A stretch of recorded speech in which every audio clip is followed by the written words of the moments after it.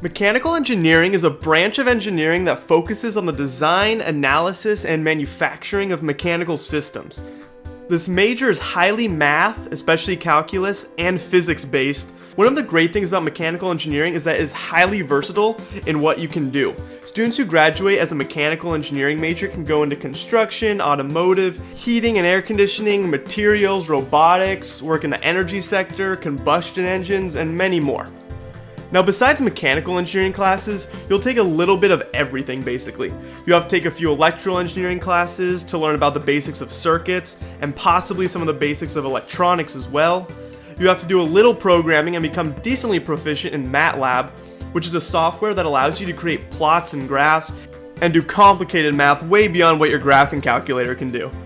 You'll possibly have to do a welding class, then of course you have to take about 2 years of math, mostly calculus, and about 1 year of physics. Now, the first main class of mechanical engineering would be statics, where you'll look at the physics of systems that aren't moving.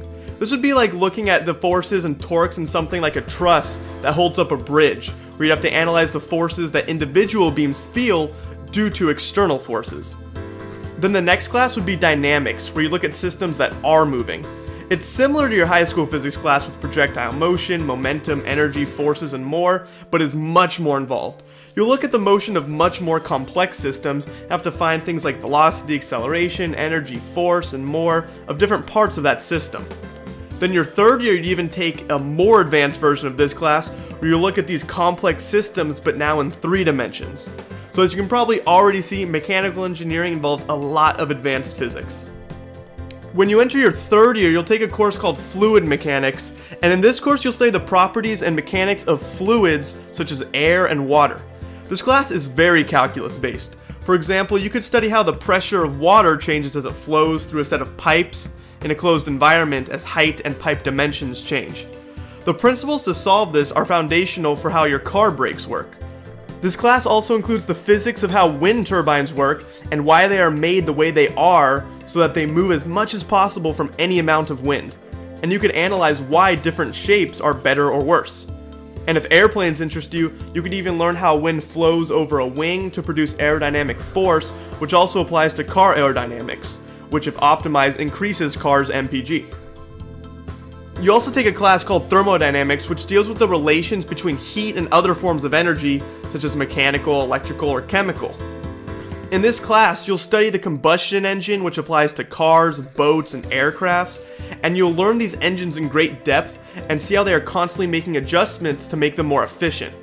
You'll go as far back and learn at how the first steam engine was created, and you'll learn how similar ideas are still being used in power plants today to produce energy to power your TV, turn on your lights, and power your appliances. You'll then take a vibrations class where you'll analyze the mechanical vibrations that occur in different objects. Think about if you were to drop a metal object. When it hits the ground, you might observe or even hear it vibrating. Well, in mechanical systems like planes, cars, satellites, and more that are moving but also contain parts like motors and engines that are also moving at very high speeds, it's important to analyze the system even down to the vibrations to ensure the system can withstand those vibrations that occur. Have you ever seen in movies a person make a high-pitched note and it causes something like a glass to shatter?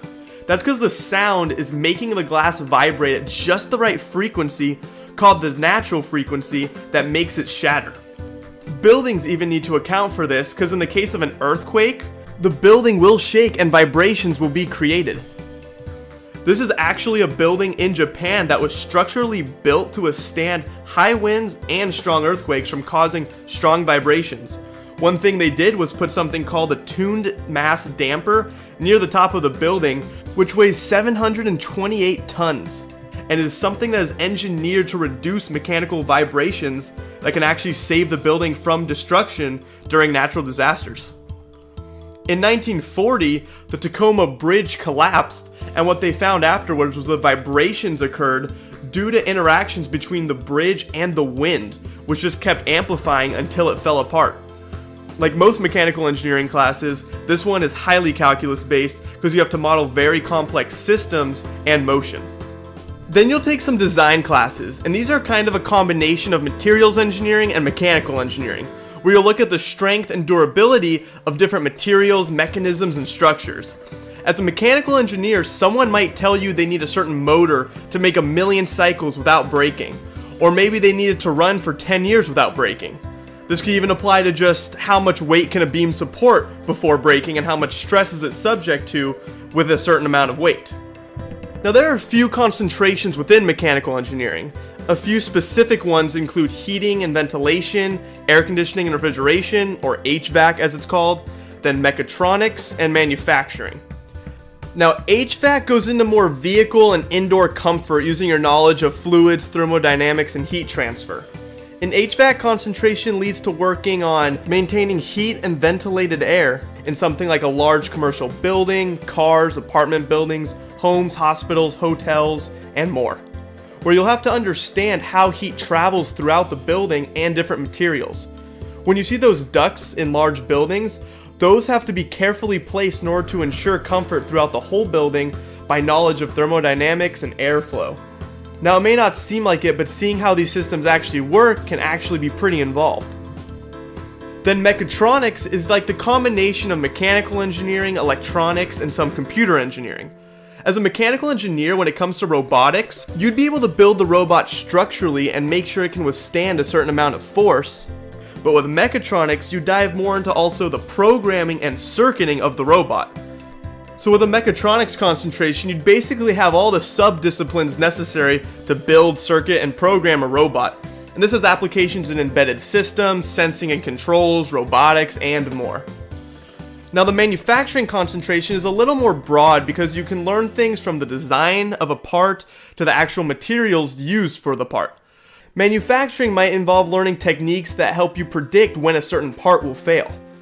This major will be helpful in teaching you that slight alterations in design or material of a part can have a drastic impact on the overall price, which becomes an important component in the design and manufacturing of parts related to profit margins and running a business. Now these are just some examples of concentrations, but there are many more sub-disciplines, and as a mechanical engineer you have a lot of flexibility. As a mechanical engineer you could work on cars, but to be more specific, you could work on improving the engine to make it more efficient. You could work on the suspension of the car to ensure it can handle the forces that the car is subject to, like could it handle going over a speed bump too fast? Or you could do crash testing and look at the materials and shape of the car to see what it can withstand and how it would affect a person inside. Or you could maybe analyze how air flows over or through the car and optimize its aerodynamics to make it go faster from knowledge of your fluids classes. And this could even be applied to planes or drones. A mechanical engineer could also work with biomedical engineers on things like prosthetic body parts. They might need to help make sure the mechanism is strong enough to withstand the forces they'll have to put up with, or they might have to decide what's the best material to use. Mechanical engineers can also work on alternative forms of energy, like on wind farms, hydroelectric, solar, and more. They can work on satellites and use mechanics to analyze the vibrations during high acceleration, or they can use thermodynamics to analyze the temperature differences that the satellites go through as they orbit the Earth. They can work on robotics, weaponry, machines, and the list just goes on. As you can see, mechanical engineers really have no limits to what they can see in their career.